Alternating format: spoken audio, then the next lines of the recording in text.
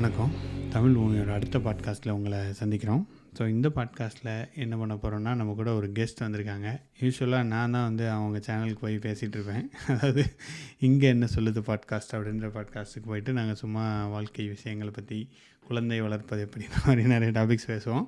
So இன்றைக்கி ஒரு வித்தியாசமான கெரியர் ரிலேட்டட் டாப்பிக்கோட ஸ்வர்ணா நம்ம கூட இணைஞ்சிருக்காங்க. அவங்க தான் இன்றைக்கி நம்மளுக்கு பாட்காஸ்ட்டுக்கு நிறைய கண்டென்ட் சொல்ல போகிறாங்க. சொல்லுங்கள் ஸ்வர்ணா, என்ன பேச போகிறோம்? வணக்கம். இன்றைக்கி நான் படித்த ஒரு புக்கு, அதை பற்றி தான் பேசலான்னு. So good they can't ignore you, அந்த புக்கை பற்றி தான் பேசலான்னு தான் இந்த பாட்காஸ்ட். கண்டிப்பாக. ஸோ இந்த புக்கு என்ன மெயின் பார்த்திங்க அப்படின்னா, நம்ம நிறைய தடவை பேசியிருக்கோம், பேஷனோட இருங்கப்பா, வாழ்க்கையில் பேஷன் ரொம்ப முக்கியம் அப்படின்ட்டு ஒரு சிவகார்த்திகேயனோட படம் கூட வந்துச்சு. அதாவது பேஷன் இருந்தால் தான் வாழ்க்கையில் முன்னேற முடியும் அப்படின்ற மாதிரி. டான் அந்த மாதிரி பேஷனா ஸ்கில்லா அப்படின்றத பற்றி பேச போகிறோம். ஸோ பேஷன் இல்லாமல் எப்படி வரலாம் அப்படின்றத பற்றி இந்த புக்கில் நிறைய சொல்லியிருக்காங்க. ஸோ அதை பற்றி தான் நம்ம டீட்டெயிலாக இந்த எபிசோடில் பேச போகிறோம். வாங்க எபிசோடுக்கு போகலாம். ஆமாம், இந்த புக் கேல் நியூபோர்ட்னு ஒருத்தவர் எழுதின புக்கு. ஸோ இவரோட புக் நான் ஏற்கனவே படிச்சிருக்கேன். டீப் ஃபோக்கஸ், அப்புறம் டிஜிட்டல் மினிமலிசம், அதெல்லாம் ரொம்ப பிடிச்சிருந்தது. ஸோ அவருடைய அந்த ஆத்தரை ஃபாலோ பண்ணி எடுத்த புக் தான் இது. இதில் என்னென்னா, நம்ம ஜென்ரலாக என்ன சொல்லியிருப்போம், பேஷன், உங்கள் பேஷனை நோக்கி ஓடுங்க, இந்த மாதிரிலாம் நிறைய சொல்லுவாங்கள்ல. அது எல்லாமே தப்பு, அது எல்லாமே பொய், அப்படிலாம் நீங்கள் பண்ணிங்கன்னா உருப்பட முடியாது அப்படின்ற லெவலில் இந்த புக் அப்படி தான் ஸ்டார்ட் ஆச்சு. ஆக்சுவலி இன்றைக்கி என்னடா இப்படி சொல்கிறாரு அப்படி சொல்லி எனக்கு இருந்தது. அண்ட் அதான் ஸ்கில்ஸ் எவ்வளோ முக்கியம். நீங்கள் பேஷன்ங்கிறது எல்லாருக்கும் இருக்குமான்னு நமக்கு தெரியாது இல்லையா. உன்னோட பேஷன் என்ன அப்படிலாம் என்கிட்ட கேட்டால் எனக்கு தெரில. நான் என்ன சொல்லுவேன்னா, எனக்கு நிஜமாவே தெரியல. ஸோ எல்லாருக்குமே அந்த பேஷன்றது இருக்குமா, அந்த பேஷனும் உங்களோட ஒர்க்கும் ஒன்றாவே அமையுமா, அதெல்லாம் ரொம்ப ரேர். அந்த ரேர் சினாரியோ பற்றிலாம் பேசாமல் நீங்கள் பேஷன் அதை பற்றி மட்டுமே எடுத்துகிட்டு இருக்கக்கூடாதுன்றது தான் இந்த புக்கில் பேசிக்காக திரும்ப திரும்ப சொல்கிற விஷயமே. Okay, correct. ஸ்கில்லை நம்ம எப்படினாலும் வளர்த்துக்கலாம். ஆக்சுவலி எனக்கு இது பிடிக்கல அப்படின்னு நம்ம எப்போ சொல்லுவோம்னா, ஒரு ஜாலியாக இல்லைன்னா தான் சொல்லுவோம். மெயினாக அந்த ஒர்க்கு பிடிக்கலன்னா எப்படி அந்த என்விரான்மெண்ட் பிடிக்காமல் இருக்கும், இல்லைன்னா நம்ம பண்ணுற வேலை ஒரு ப்ராக்ரஸாக இல்லாமல் இருக்கும், இல்லைன்னா ஒரு விசிபிலிட்டி இல்லாமல் இருக்கும். இந்த டயத்தில் தான் நமக்கு வேலை பிடிக்கலன்னு சொல்லுவோம். ஆமாம், இவரும் அதை தான் சொல்கிறாரு. உங்களுக்கு ஒரு வேலை பிடிக்கணும் அப்படின்னா அந்த இடத்துல இது என் பேஷன் இல்லை, நான் அது பண்ண போகிறேன், இது பண்ண போகிறேன், அதனால எனக்கு அந்த வேலை பிடிக்கல, அதெல்லாம் நீங்கள் சும்மா உங்கள் மைண்டை க்ரியேட் பண்ணிக்கிறது. ஒரு வேலை உங்களுக்கு பிடிக்கணும் அப்படின்னா அவர் ஒரு 3 விஷயம் சொல்லியிருந்தார். லைக் அன்னைக்கு நாளில் நீங்கள் என்ன பண்ணுறீங்கன்றது உங்களோட கண்ட்ரோலில் இருக்கிற மாதிரி. ரெண்டாவது லைக் நீங்கள் என்ன வேலை பார்க்குறீங்களோ அந்த வேலையை உங்களால் சரியாக பண்ண முடியும், அதை உங்களால் 100% எஃபோர்ட் போட்டு சரியாக செய்ய முடியும் அப்படின்றது. மூணாவது, நீங்கள் யார் கூட ஒர்க் பண்ணுறீங்களோ அவங்களோட ஒரு நல்ல ரிலேஷன்ஷிப். இது 3 இருந்தாலே ஒரு வேலையை உங்களுக்கு ஈஸியாக பிடிச்சிரும். இதுக்கு அந்த வேலை உங்களோட பேஷனாக இருக்கணும், அதெல்லாம் ஒன்றும் தேவையில்லை அப்படின்றத இவர் சொல்லியிருந்தார். இவர் மெயினாக 2 மைண்ட் செட் சொல்கிறாரு. ஒன்று பேஷன் மைண்ட் செட், இன்னொன்று கிராஃப்ட்மேன்ஷிப் மைண்ட் செட்னு ஒன்று சொல்கிறாரு. பேஷன் மைண்ட் செட்னால் என்னென்னா, அந்த நம்ம பண்ணுற வேலை மூலியமாகவோ இல்லை பண்ணுற விஷயத்து மூலியமாகவோ நமக்கு என்ன கிடைக்கும் அப்படின்றத பார்க்குறது. இப்போ எனக்கு என்னோடய பேஷன் சிங்கிங் தான் அப்படின்னா, எனக்கு நான் பாடினா நான் சந்தோஷமாக இருப்பேன், அந்த மாதிரி அப்படி ஒரு மைண்ட் செட்டோடு போகிறது.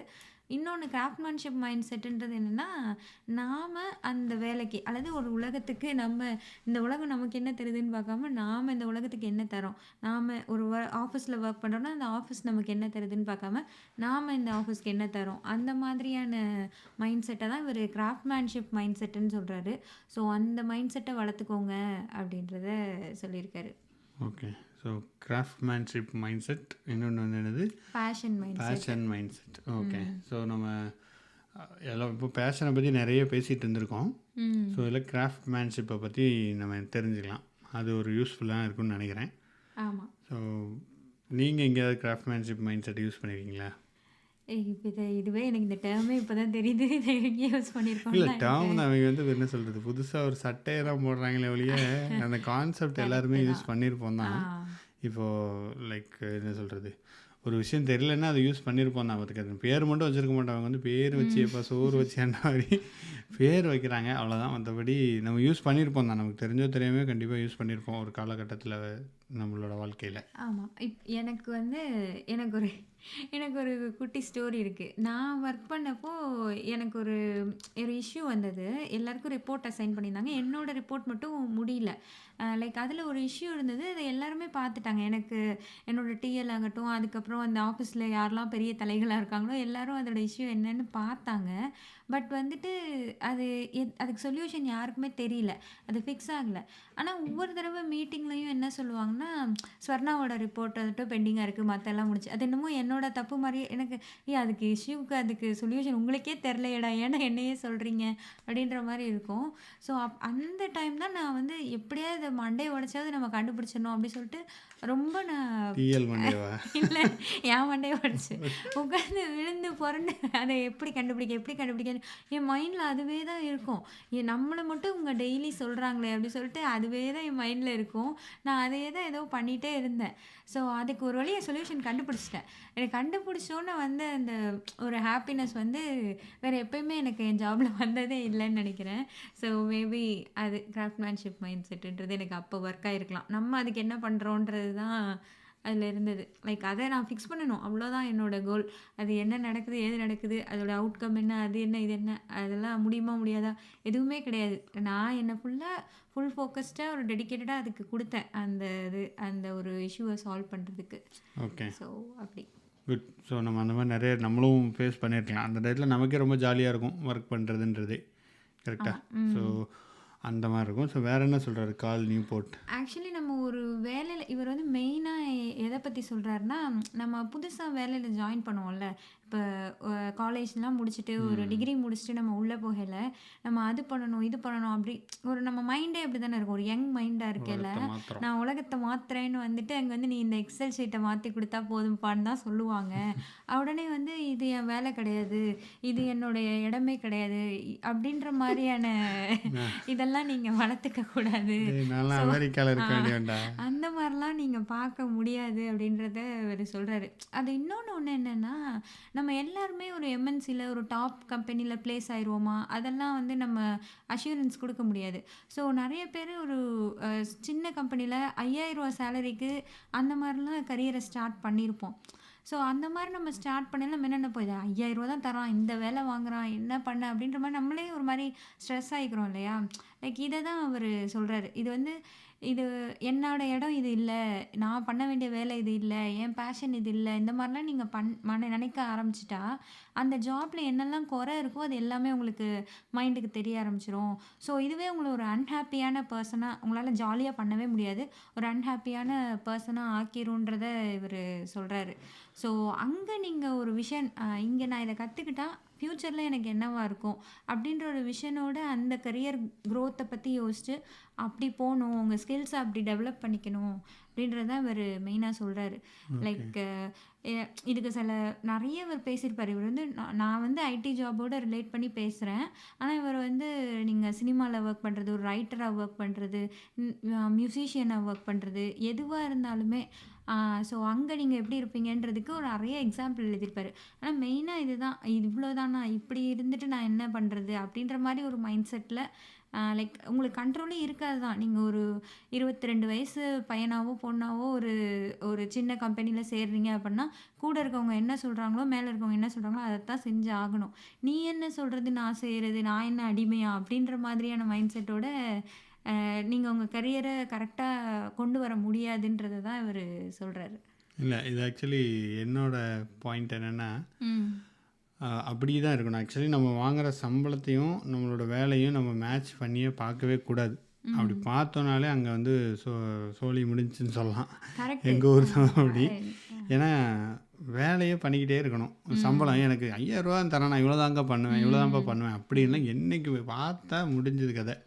நான் வந்து சில நாள் பார்த்துருக்கேன், பார்க்காம இருந்திருக்கேன். இனிஷியலெலாம் பார்க்கவே மாட்டேன். எனக்கு அக்கௌண்ட்டில் எவ்வளோ வருது காசு அது தனியாக இருக்கும், அது வேறு டிபார்ட்மெண்ட் மாதிரி. எனக்கு சம்பளத்துக்கும் ஒர்க்குக்கும் சம்மந்தமே கிடையாது. எல்லோரும் அப்படி தான் நிறைய பேர் சொல்லுவாங்க, என்னடா இவ்வளோ தானே சம்பளம், அதுக்கு என்ன இவ்வளோ பண்ணுற, இவ்வளோ பண்ணால் போதும் நிறைய பேர் சொல்லுவாங்க. ஆஃபீஸில் கேட்டாக்குன்னு என் மைண்டு கொஞ்ச நாள் மாறி இருந்துன்னு வைங்களேன். அப்போல்லாம் நான் எக்ஸ்பீரியன்ஸ் பண்ணதுக்கும் மற்ற டைத்தில் நான் எக்ஸ்பீரியன்ஸ் பண்ணதுக்கும் ரொம்பவே டிஃப்ரென்ஸ் இருக்கும். உங்களுக்கு சந்தோஷமே இருக்காது.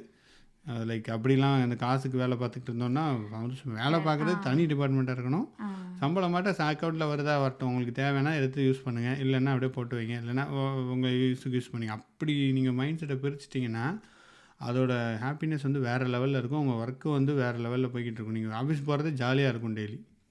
இது வந்து ஆக்சுவலி உண்மை. ஏன்னா எனக்கு எப்படி இருந்ததுன்னா, என்னோட சேலரிக்கு இவ்வளோ ஒர்க் பண்ணணும், அவ்வளோ அந்த மைண்ட் செட் எனக்கு இல்ல. ஆனா, என் கூட இருக்கிறவங்க கரெக்ட்டா அந்த 8 ஹவர்ஸ் முடிஞ்சோனே கிளம்பி போயிருவாங்க. அன்னைக்கு அந்த ஒர்க் முடிஞ்சோ முடியலையோ, அப்ப இந்த சேலரிக்கு இது ஒர்க் பண்ணா போதும் அப்படின்ற மாரி சொல்லுவாங்க. அதே மாரி என்னன்னா, ஒரு மாசத்துக்கு எங்களுக்கு 2 பெர்மிஷன் அலவுடா இருக்கும். 2 ஹார்ஸ் பெர்மிஷன் எடுத்துக்கலாம். ஸோ மாசத்துக்கு 2 குடுக்குறான்னா, ஏதோ ஒரு எமர்ஜென்சிக்கு எடுத்துக்கிறது தானே அது. ஓகே, மாசத்துக்கு 2 பெர்மிஷன், என்னோட 2 பெர்மிஷன நான் போட்டுருவேன் அப்படின்ற மாதிரி ஒரு மைண்ட் செட்டோட என் கூட இருக்கவங்க பண்ண ஆரம்பிச்சோன்னே, நானும் ஆமா, ஆமால்ல அப்படின்னா, அந்த இடத்துல ஆக்சுவலி ஒரு குரோத்தே வராம தான் போயிரும். நீங்க உங்க கரியர் குரோத்துன்றது அந்த இடத்துல சும்மா அங்கேயே இருந்துட்டு, அதே சம்பளத்த வாங்கிட்டு, அதே வேலைய பார்த்துட்டு இருக்கிறதுக்கு வேணா அந்த மைண்ட் செட் மேபி ஒத்து வரலாம். நீங்க மேல போணும் அப்படின்னு நினைச்சீங்கன்னா, அது நடக்கவே நடக்காது. ஸோ அதுதான் எனக்கு ஐயோ! நம்ம இந்த புக்கெல்லாம் நம்ம ஸ்டார்ட் பண்ணையில படிக்காம போயிட்டோமே! எவ்வளோ சொல்றாரு, நல்லா சொல்றாரு அப்படின்ற மாரி தான் இருந்தது. அப்போ படிச்சிருந்த ஒரு தென்றல் புயலாகி இல்ல இப்ப வருதே. படிச்சாலும் நம்ம அதெல்லாம் பண்ணலாம் தான். பட் எனக்கு உண்மையிலே தோணுச்சு. ஓகே. ஸோ அதனால தான் இத இங்க தமிழ் பூமியில சொல்லலாம். இந்த இந்த புக்க பத்தி டெக்னாலஜி மக்கள்லாம் நெறைய பேர் இருப்பாங்க. அவங்களுக்குலாம் யூஸ்ஃபுல்லா இருக்குமேன்னு தான் இத இங்க பேசலான்னு வெட்டி வந்தது. பேலையை கேட்டுட்டு இருப்பாங்க. ஐயோ! இங்க என்ன சொல்லுது பாட்காஸ்ட்ல வந்து நான் நார்மலா நான் படிச்ச புக்கெல்லாம் சொல்லுவேன். பட் இது வந்து ஓகே இங்க மேபி யூஸ்ஃபுல்லா இருக்கலாம் அப்படின்றதுனால தான் இங்க இல்லை பேசினேன். இல்லை கண்டிப்பாக தமிழ் பூமி கரியர் ஓரியன்டாக நம்ம பேசுகிறதுனால நானுமே சரி ஓகே இந்த புக்கை பற்றி நம்ம பேசலாம், இது ஒரு நல்ல இன்ட்ரொடக்ஷனாக இருக்கும்னு நான் நினச்சேன். ஸோ கண்டிப்பாக இது யூஸ்ஃபுல்லான புக்காக தான் இருக்குது. அண்ட் இந்த பாட்காஸ்ட் யூஸ்ஃபுல்லாக இருந்தால் நீங்கள் தான் சொல்லணும், இன்னும் பேசிட்டு தான் இருக்க போகிறோம் நாங்கள். ஸோ இதோட நிறுத்திடுவோன்னு நினைக்காதீங்க. ஸோ பார்ப்போம். ஸோ அதான் மெயினாக என்ன சொல்ல நினச்சேன்னா, உங்களுக்கு ஆஃபீஸில் க்ரோ ஆகிறீங்க இல்லைன்றது செகண்டரிங்க, அதெல்லாம் வந்து விட்டுறலாம். நான் என்னோடய பர்சனல் எக்ஸ்பீரியன்ஸில் அப்படி மணியை நான் மேட்ச் பண்ணி பார்த்து ஒர்க் பண்ணேன், எனக்கு அங்கே சந்தோஷமே இல்லை. ஒரு ஒரு எப்போ பார்த்தாலும் என்ன சொல்கிறது, ஒரு ஒரு எப்படி சொல்கிறதுன்னு தெரில, ஒரு கஞ்சத்தனமான வாழ்க்கை. இல்ல மெயினா உங்களுக்கு கரியர் குரோத்தே இருக்காது. கரியர் ஏன்னா நான் அப்படிதான் இருந்தேன். நிஜமாவே இருக்காது. அங்க இருந்து நீங்க ஒண்ணுமே கத்துக்க முடியாது. ஒன்றுமே ஒரு ஓகே ஒரு நீ இது ஃப்ரீயாகவே இருக்க கொடுத்தீங்க. முடியாது. லைக் ஒவ்வொன்றும் யோசிச்சே இருக்கணும், இந்த 10 ரூபாய்க்கு இந்த 5 ரூபாய்க்கு வேலை பார்க்குறேன், 2 ரூபாய்க்கு அப்படி என்னங்க அதெல்லாம் ஒரு வாழ்க்கையாங்க. சரி ஜாலியாக போகிறோமா, அப்படி வேலை பிடிக்கலையா வேறு வேலைக்கு போங்க, ஃபுல்லாக வேலை பாருங்கள், அவ்வளோதான். லைக் ஒரு கமிட்டடாக வேலை பார்த்தோன்னா அதோட ஜாய் அப்படின்னு சொல்லலாம். அது ரொம்ப சூப்பராக இருக்கும். நீங்கள் நல்லா ஆஃபீஸ் போயிட்டு வரதே ஒரு ஜாலியான மூடாக இருக்கும். நான் அக்சென்ச்சரில் மும்பையில் இருக்கும் போதெல்லாம் அப்படி தான், ஒரு ஜாலியாக இருக்கும். காலையில் 8 மணிக்கு டான்னு போயிடுவேன், எப்போ வருவேன்னு எனக்கு தெரியாது. ஒரு கமிட்மெண்ட்டோடு இருந்தேன் ஆக்சுவலி. இந்த வேலை எப்போ ஒன்று வேலை முடிஞ்சால் தான் நான் வீட்டுக்கு போவேன்ற மாதிரியான கமிட்மெண்ட் நிறைய நாள் இருக்கும். அது இட்ஸ் ரியலி ரொம்ப ஒரு ஜாலியான இதாக இருக்கும். ஸோ இது ஒரு பாயிண்ட்டு. நீங்கள் சப்போஸ் நிறைய பேர் நம்மளுக்கே தெரியும், நம்ம சர்க்கிளில் நிறைய பேர் மெசேஜ் அனுப்புகிறீங்க, இந்த மாதிரி ஒர்க்கில் ஸ்டக் ஆகிட்டேன், இது ரொம்ப எனக்கு க்ரோத்தே இல்லைனா அப்படின்னு நிறைய பேர் சொல்கிறீங்க. பண்ணுற வேலையை ஜாலியாக பண்ணுங்கள், அது நம்பர் 1 பாயிண்ட். அதுக்கப்புறம் எப்படி சுவிட்ச் ஆகுறது, வேறு என்ன படிக்கிறதுன்றதெல்லாம் நம்ம பண்ணலாம். பட் என்ன வேலை, நீங்கள் எக்ஸல் அடிக்கிறீங்களா, நோட் பேட் எடிட் பண்ணுறீங்களா, பெஸ்ட்டாக பண்ணுங்கள். அதை ஆட்டோமேட்டிக்காக நெக்ஸ்ட் லெவல் போயிடுவீங்க. அதான் இவரும் சொல்கிறாரு. இந்த கேள்வியை போட்டு அதான் சொல்கிறேன். நீங்கள் பண்ணுற வேலையை நீங்கள் உங்களுடைய ஃபுல் எஃபர்ட் ஆக்சுவலி இந்த கண்ட்ரோல் உங்கள் ஜாப் நீங்கள் அன்றைக்கி நாளில் என்ன பண்ணுறீங்கன்ற உங்கள் கண்ட்ரோல் இருந்ததுன்னா நீங்கள் உங்களுக்கு ஹாப்பியாக இருக்கும்னு சொல்லியிருப்பாரு. அண்ட் அதே மாதிரி நீங்கள் உங்களுடைய 100% அந்த வேலையில் நீங்கள் சிறந்த ஆளாக, அந்த வேலையில் நீங்கள் குட்டாக இருந்தீங்க அப்படின்னாலும் உங்களுக்கு அந்த வேலை பிடிச்சிரும்னு சொல்லியிருந்தாரு. ஸோ இது ரெண்டுக்கும் ஒரு கனெக்ஷன் இருக்குன்னு அவரே சொல்லியிருப்பாரு. நீங்கள் ஒரு வேலையை ஒழுங்காக செய்ய ஆரம்பிக்க உங்களுக்கு ஒரு ரெக்கக்னேஷன் கிடைக்க ஆரம்பிக்க உங்களை யாரும் கண்ட்ரோல் பண்ணி மைக்ரோ மேனேஜ் பண்ண வேண்டிய அவசியமே அங்கே வராமல் போயிடும். ஒரு ஒரு ஒரு சார்ட் ஆஃப் கண்ட்ரோல் உங்களுக்கு கிடைக்க ஆரம்பிச்சிரும் அப்படின்றத இவர் சொல்லியிருந்தாரு. ஸோ இவர் வந்து இந்த நமக்கு அந்த வேலை பிடிக்கவே இல்லை அந்த மாதிரிலாம் சொல்கிறோம்ல, அது வந்து கிராஃப்ட்மேன்ஷிப் மைண்ட் செட்டுன்றது வந்து சில இடத்துல ஒர்க் ஆகாமல் போகலாம். அதுக்கு இவர் என்ன சொல்லியிருந்தாருன்னா, ப்ராபப்ளி அந்த வேலையில் வந்து உங்களுக்கு ஒரு வியூவே இல்லை. இந்த வேலையில் நான் இருந்தேன் அப்படின்னா எனக்கு ஒரு 10 வருஷத்துக்கு அப்புறம் நான் இப்படி இருப்பேன், இந்த டெக்னாலஜியில் நான் போகலாம், இந்த பாத்தில் நான் போகலாம் அப்படின்ற ஒரு விஷனே உங்களுக்கு இல்லை. அல்லது வந்து உங்கள் கூட ஒர்க் பண்ணுறவங்க சுத்தமாக உங்களுக்கு பிடிக்கவே இல்லை, 0%, உங்களால் கனெக்ட் பண்ணவே முடியல, சுத்தமாக பிடிக்கவே இல்லை அப்படின்னா, அதுக்கப்புறம் வந்து நீங்கள் பண்ணுற வேலை இந்த சொசைட்டிக்கு வந்து ஒரு தப்பான உதாரணமாக இருக்குது. இந்த மாதிரியான இது இருந்துச்சுன்னா நீங்கள் அதுலேருந்து வெளில வரலாம் அப்படின்றதையும் ஒரு சொல்லியிருந்தார். ஓகே. ஸோ அப்புறம் வந்து என்ன பேசியிருந்தாருன்னா, நம்ம பண்ற வேலையே 3ஆ பிரிச்சிருப்பாரு. ஜாபு, அப்புறம் வந்து கரியர், காலிங் அப்படின்னு 3ஆ பிரிச்சிருப்பாரு. காலிங். ஜாப்னா என்னன்னா, நீங்க பண்ற வேலையிலேருந்து உங்களுக்கு காசு வருது. அந்த காசு வந்து உங்க பில்லாம் பே பண்றதுக்கு, வீடு ரென்ட்டு, உங்களுடைய அன்றாட தேவைகளுக்கான செலவுகள அந்த வேலை அந்த காசு குடுக்குது அப்படின்னா அது ஜாபு. கரியர்னா நீங்க பண்ற வேலையில உங்களுக்கு ஒரு குரோத் இருக்கு. ஒரு முன்னேற்றத்த நோக்கி தான் நீங்க போறீங்கன்றது உங்களுக்கே தெரியுதுன்னா, அது வந்து கரியர். காலிங்ன்றது என்னன்னா, ஒரு ஐடென்டிட்டி மாரி. இந்த வேலை இல்லன்னா நான் இல்ல அப்படின்ற அளவுல. லைக் இந்த டாக்டர், டீச்சர் அதெல்லாம் ஒரு எக்ஸாம்பிளா சொல்லியிருந்தாரு. ஒரு சர்வீஸ் தான் என்னோட இது. இதுதான் நான் அப்படின்ற அளவுல. ஸோ எல்லாருக்குமே இந்த காலிங் அந்த மாதிரியான இது வந்துருமான்றது தெரியாது. ஆனா நீங்க உங்க ஜாப உங்க கரியரா ஸ்விட்ச் பண்றதுக்கு என்னெல்லாம் பண்ணலாமோ அத பண்ணலான்றது சொல்லியிருக்காரு. ஸோ மெயினா என்னன்னா, கரியர் கேபிட்டல்னு ஒண்ணு சொல்றாரு. அதுதான் நீங்க சொல்ற ஸ்கில் டெவலப் பண்ணிக்கணுன்றத வந்து இவரு கரியர் கேபிட்டல் அப்படின்னு அதுக்கு பேர் வச்சிருக்காரு. ஓகே. கேபிட்டல் ஆனால் இங்கே டெவலப் பண்ணிட்டே இருக்க வேண்டியிருக்கப்பா ஐடியில். கரியர் கேபிட்டல்ன்றதே ஒரு சொல்ல போதுமான அளவு உங்களுக்கு தெரியாத சட்டமன்றத்தில் என்ன வேறு சொல்கிறீங்களா? இல்ல. அவர் வந்து அதுக்கு வந்து ஒரு ஓகே. எக்ஸாம்பிள்லாம் நெறைய குடுத்திருந்தாரு. லைக் நீங்க ஒரு ஸ்கில் நீங்க டெவலப் பண்ணிக்கணும்னா என்ன பண்ணணும்? மெயினா என்ன தமிழ் பண்ணணும்? பூமியில் கோர்ஸ் சேரணும். விளம்பரத்தை போடுவோம் நாங்கள்.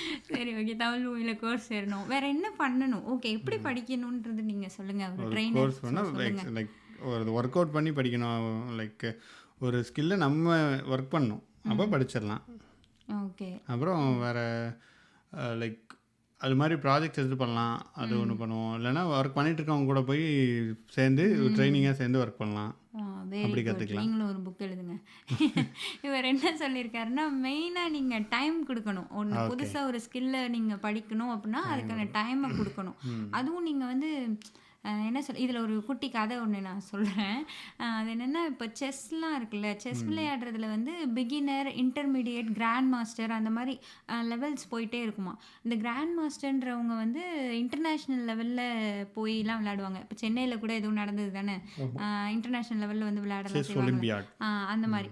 அவங்கள தான் கிராண்ட் மாஸ்டர்ஸ்ன்னு சொல்லுவாங்க. ஒரு கிராண்ட் மாஸ்டரா ஆகுறதுக்கு அவங்க எவ்வளோ தூரம் பயணிச்சிருக்காங்க, எவ்வளோ தூரம் அதுக்கு டைம் குடுத்துருக்காங்கன்னு பார்க்கையில 10 வருஷம் ஒருத்தவங்க ப்ராக்டிஸ் பண்ணாங்கன்னா கிராண்ட் மாஸ்டர் ஆயிடலாமா. இதை வந்து 10,000 ஹவர் ரூல்னு வச்சுருக்காங்க.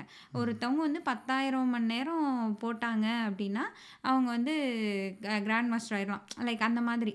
அதுவும் வந்து எல்லாருமே இவ்வளோ 10 வருஷம் ஒர்க் பண்ண, அதாவது செஸ் விளையாண்ட எல்லாருமே கிராண்ட் மாஸ்டர் ஆயிட்டாங்களா அப்படின்னா இல்லை. இந்த கிராண்ட் மாஸ்டர் ஆனவங்கலாம் என்னென்னா, அவங்க கொடுத்த டைமை இப்போது 100 மணி நேரம் மொத்தமாக கொடுத்துருக்காங்கன்னா, அதில் குறைஞ்சபட்சம் 50 மணி நேரத்தையாவது பயங்கர டெடிகேஷனோட ஃபோக்கஸோட அவங்க கொடுத்துருக்காங்க. எந்தவித இன்ட்ராக்ஷனும் இல்லாமல், எந்தவித டிஸ்டர்பன்ஸும் இல்லாமல், அதெல்லாம் இல்லாமல் ரொம்ப ஃபோக்கஸ்டாக கொடுத்துருக்காங்க. அண்டு புக்ஸ் படிச்சிருக்காங்க. இதே மாதிரி மற்றவங்க இருப்பாங்கள்ல, இன்னும் செஸ் விளையாடுற மற்றவங்களோட சேர்ந்து விளையாடுறது, அந்த மாதிரி ரொம்ப இன்னோவேட்டிவான வேலை அதை செலவு பண்ணிட்டே இருந்திருக்காங்க அந்த டைமை. ஸோ உங்கள் டைமை நீங்கள் கொடுக்கணும், அதுவும் ஃபோக்கஸ்டாக கொடுக்கணும் அப்படின்றது தான் இந்த கதை மூலியமாக அவர் சொல்ல வர்றது. ஓகே. ஸோ ஃபோக்கஸ்டாக கொடுக்கணுன்னு எனக்கு டீப் ஒர்க் புக்கை பற்றி ஞாபகம். அது சூப்பரான புக் அது. இங்கே என்ன சொல்லுது பாட்காஸ்ட்டில் அந்த புக்கை பற்றி பேசியிருக்கோம். போய் கேளுங்க எல்லாரும். பாட்காஸ்ட் வச்சவங்க தெரியலையப்பா. வேணா தமிழ் மீன கோர்ஸ் சேருன்றான், வேணா இங்கேருந்து சொல்லுது பாட்காஸ்ட். இல்லை நிஜமாவே நீங்கள் அங்கே கேட்கலன்னாலும் பரவாயில்ல. பட் அந்த புக்கை பற்றி படிங்க. ரொம்பவே சூப்பரான ஒரு புக் அது. Deep work. Deep work. ஆமாம், அது ஒரு நல்ல புக்கு. நானும் முன்னாடியே படிச்சிருக்கேன். அதாவது இப்போ நம்ம எவ்வளோ லைக் நிறைய என்ன சொல்கிறது இன்ட்ரப்ஷன்ஸ் வந்துருச்சு. இப்போ நீங்கள் இதை கூட எதில் கேட்டுட்ருக்கீங்க, நடுவில் எத்தனை தடவை மெசேஜ் பார்த்தீங்க, ஃபோன் பார்த்தீங்க, என்ன பண்ணீங்க, அதெல்லாம் இருக்குல்ல. ஸோ இதில் இதே நீங்கள் ஆஃபீஸில் ஒர்க்கை பண்ணிட்டு கேட்டுட்ருக்கலாம். அப்போ இதுவே ஒரு இன்ட்ரப்ஷன் தான் உங்களுக்கு. ஸோ ஒரு இன்ட்ரப்ஷனே இல்லாமல் எத்தனை நேரம் ஒர்க் பண்ணுறோம், அப்படி ஒர்க் பண்ணால் ஒரு மாஸ்டர் பீஸான ஒர்க்கை நம்மளால் உருவாக்க முடியும் அப்படின்னு சொல்கிறது தான் அந்த புக்கு. அவர் ஈவன் ஒரு மெயில் கூட நீங்கள் ஒரு டேப்ல ஒரு வேலையை பார்த்துட்டு இன்னொரு டேப்ல போய் மெயிலை பார்த்துட்டு வர்றது கூட ஒரு டிஸ்ட்ராக்ஷன் தான். அது உங்களுக்கு எந்த அளவுக்கு உங்கள் வேலையை பாதிக்குன்றதை பற்றி சூப்பராக எழுதியிருப்பாரு. ஸோ அதான் நீங்கள் மெயினாக அந்த இதை ஃபோக்கஸ் பண்ணணும். அப்புறம் ஒன்று சொல்லியிருப்பாரு. லைக் உங்களுடைய நீங்கள் இப்போ கரண்ட்டாக பார்த்துட்டு இருக்க வேலை இருக்கு இல்லையா, அதில் உங்களுக்கு ஒரு கண்ட்ரோலே இல்லை. அதாவது நான் நினச்சா லீவ் போட முடியல, இந்த மாதிரிலாம் இருக்கும்ல. அப்படின்னா சரி போ எனக்கு இந்த வேலையே வேண்டாம் அப்படின்னு விட்டுட்டு போகிறது போகிறது, அப்புறம் உங்களோட ட்ரீம் ஜாபுக்கும் நீங்கள் இப்போ இருக்கிற ஜாபுக்கும் நடுவில் வந்து ஒரே ஒரு அடி தான் தேவைப்படுது, அதுதான் வந்து தைரியம் அப்படிலாம் சொல்லி அந்த கரேஜ் தான் அந்த ஒரே ஒரு ஸ்டெப்பு. அதை வந்து நீ இந்த வேலையை விட்டுட்டு போயிட்டேன்னா டக்குன்னு அது கிடச்சிரும், அப்படி கிடையவே கிடையாதுன்றது இவர் ரொம்பவே சொல்லியிருக்காரு. லைக் உங்களுடைய ஸ்கில்லை நீங்கள் டெவலப் பண்ணாமல் கரண்ட்டாக இருக்கிற ஜாபை விட்டுட்டு நான் போய் இன்னொன்று பார்க்குறேன்னு போனீங்கன்னா அது ஒர்க்கே ஆகாது. அது வந்து இன்னும் கூட கீழே ஒரு நிலைமைக்கு தான் நீங்கள் போவீங்கன்றதை இவர் சொல்லியிருக்காரு. சாபமாக விடுறாரா சொல்கிறாரா? சாபம்ல அப்படி போகிறதுக்கான சான்சஸ் தான் அதிகமாக இருக்குது அப்படின்றத தான் அவர் சொல்கிறாரு. லைக் உங்கள் கெரியர் இல்லை கேபிட்டல் இது நீங்கள் பில்ட் வந்து பண்ணணும். அதான் அதிகமாக போகிற சான்சஸ் அதுதான். ஒரு 90% அப்படி வந்துருக்கலாம், 10% சக்ஸஸ் ஆகலாம் வாய்ப்பு இருக்குது. ஏன்னா ஒரு மேஜர் தான் நம்ம பார்க்க முடியும். ஏன்னா ஒரு காமனான ஐடியானா மேஜர் தான் பார்க்க முடியும்.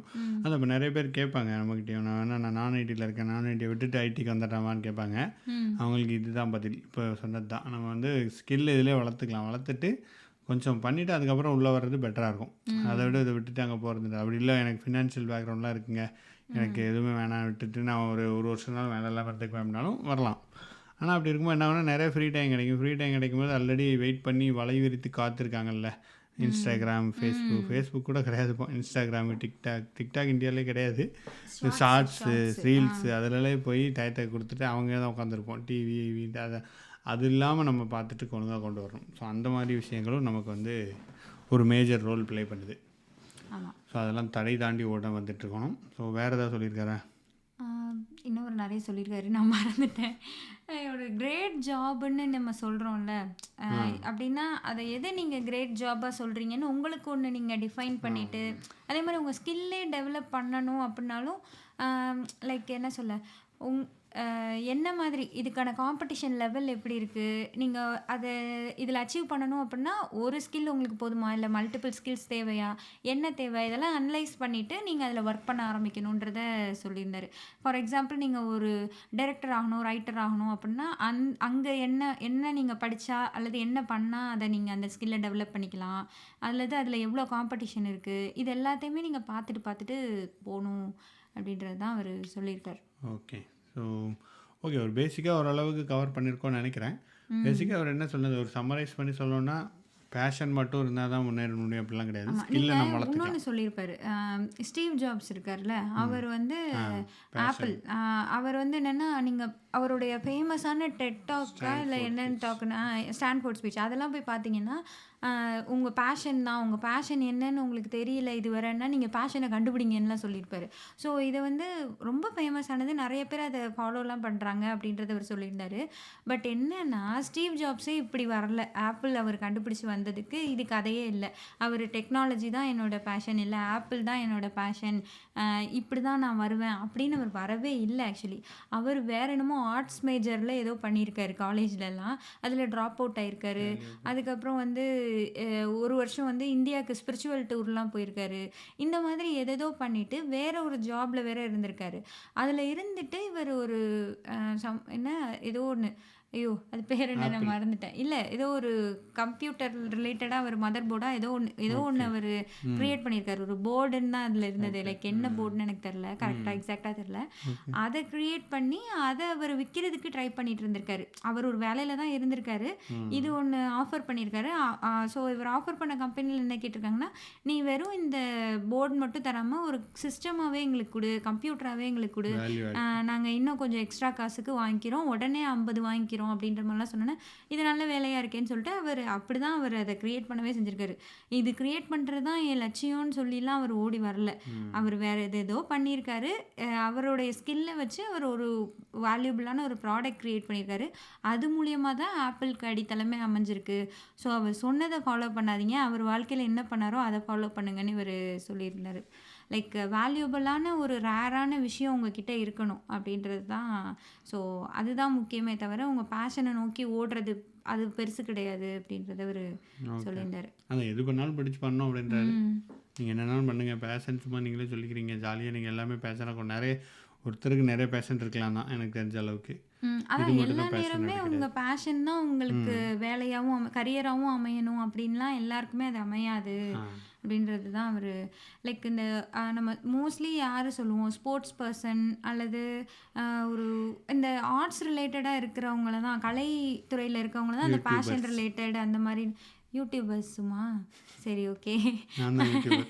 சரி ஓகே அதான் ஸோ எல்லாருக்குமே இது அமைஞ்சிராது ஆனால் நீங்கள் பண்ணுற வேலையை ஒழுங்காக பண்ணால் நீங்கள் ஒரு நல்ல கரியர் கொண்டு வந்து அதை உங்கள் பேஷன்றது என்னன்னு சொல்கிறாங்க அது ரிலேட்டடாக நீங்கள் இதை லைக் பேஷன்னா என்னென்னா நான் பண்ணுற வேலை இன்னொருத்தவங்க லைஃப்பில் ஒரு இம்பேக்ட் க்ரியேட் பண்ணணுன்ற மாதிரியெல்லாம் வச்சுருப்பாங்க அல்லது இன்னொருத்தவங்களுக்கு இந்த அளவுக்கு அதை அட்மையர் பண்ணணும் அந்த மாதிரிலாம் இருக்கும்ல அந்த அளவுக்கு உங்கள் வேலையவே நீங்கள் மாற்றலாம் ஒழுங்காக நீங்கள் ஸ்கில்ஸ் எல்லாம் டெவலப் பண்ணி அதோட பாதையில் போனீங்கன்னா அப்படின்றது தான் இவர் சொல்லியிருந்தார். ஓகே, அந்த கருத்தோடு நம்ம இந்த பாட்காஸ்ட் இதோட முடிச்சுக்கலாம்னு நினைக்கிறேன்.